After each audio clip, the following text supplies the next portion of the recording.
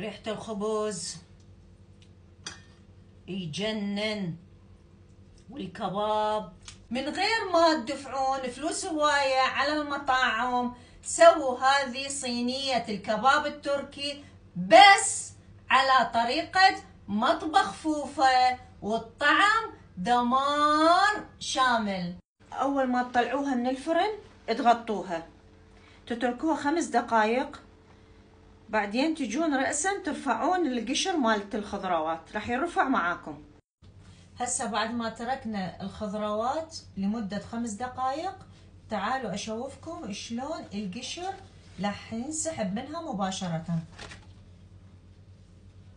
شوفوا الطماطم رأسا أساسا انسحب منها على طول.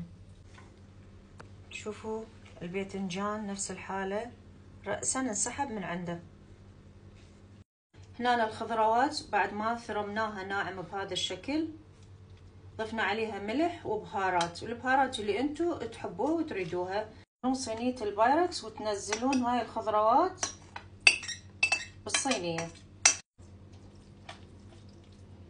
هسه اجا وقت الكباب.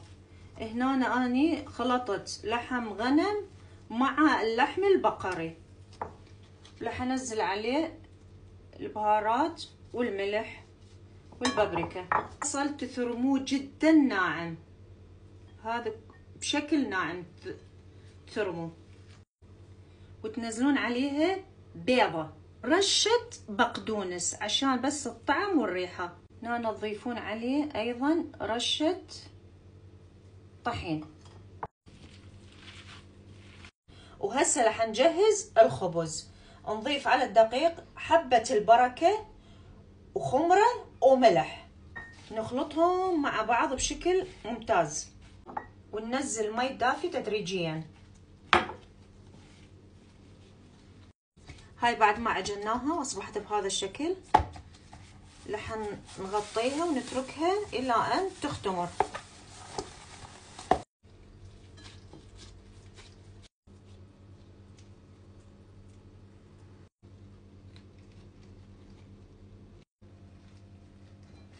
درجة حرارة 180 لمدة نصف ساعة.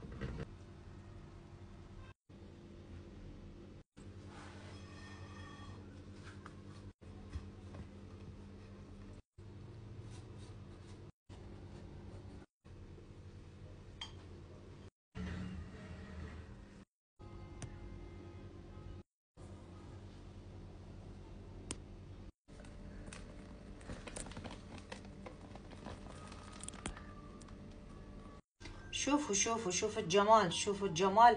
الروايح ما اقولكم عليها صراحة يا جماعة، الروايح دمار شامل، خرافة خرافة. شوفوا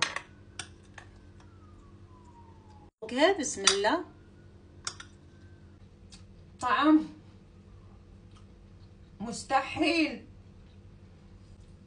الفستق على حبة البركة على الخبز على الخلطة، وكالعادة 10/10.